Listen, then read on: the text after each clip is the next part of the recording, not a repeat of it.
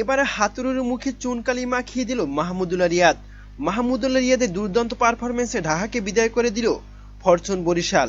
এদিন বিপিএলে দিনের দ্বিতীয় ম্যাচে ফরচুন বরিশালের কাছে পাত্তাই পেল না দুর্দান্ত ঢাকা। দাপুটে পারফরম্যান্সের সুবাদে ঢাকাকে 40 রানের ব্যবধানে হারিয়ে সহজ জয় তুলে নিয়েছে ফরচুন বরিশাল। এই হারের ফলে নিশ্চিত হয়েছে টুর্নামেন্ট থেকে ঢাকার বিদায়।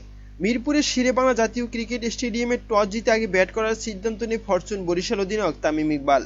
ব্যাটিংয়ের শুরুটা খুব বেশি ভালোভাবে করতে পারেনি বরিশাল। দুই ওপেনার আহমেদ শেহজাদ এবং তামিম ইকবাল ফিরেছেন দ্রুতই। 8 বলে 10 রানের ইনিংস খেলে শেহজাদ, আরেকদিকে তামিম খেলেছেন 4 বলে 4 রানের ইনিংস। 4-এ নেমে বেশিক্ষণ টেকেননি মুশফিকুর রহিমও।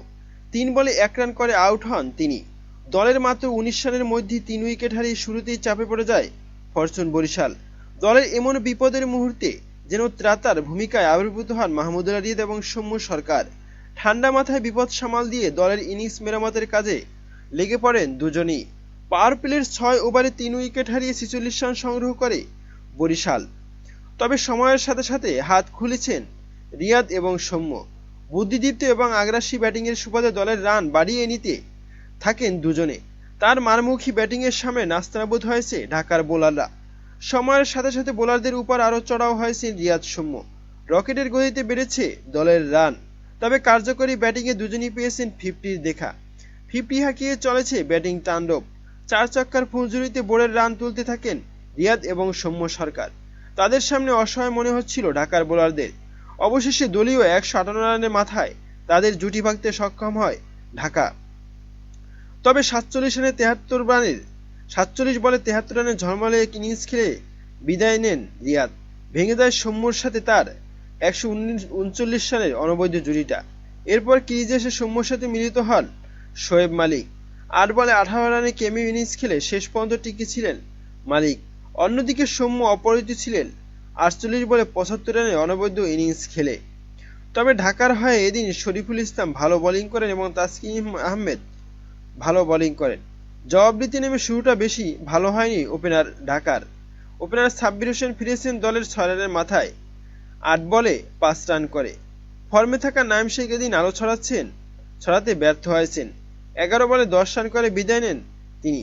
30 রানের মাথায় পাওয়ার প্লেতে থেকে 2 উইকেট হারিয়ে 40 রান তুলেছে ঢাকা। সাইফ হাসান ও টেকনিক বেশিক্ষণ কাজে লাগেনি।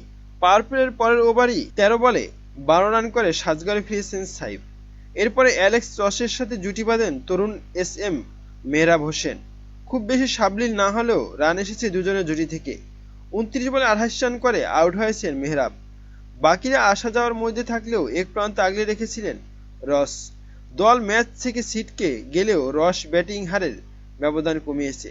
শেষ দিকে রসের সাথে যোগ দিয়ে ব্যাট হাতে ঝলক দেখান অধিনায়ক তাসকিন।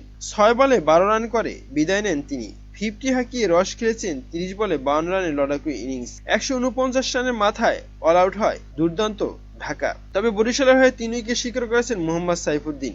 এছাড়া 2টি করে উইকেট নেন ওবেদ ম্যাকওয়ে ও মেহেদী হাসান মিরাজ। আকিব জাকের নেন 1টি করে উইকেট।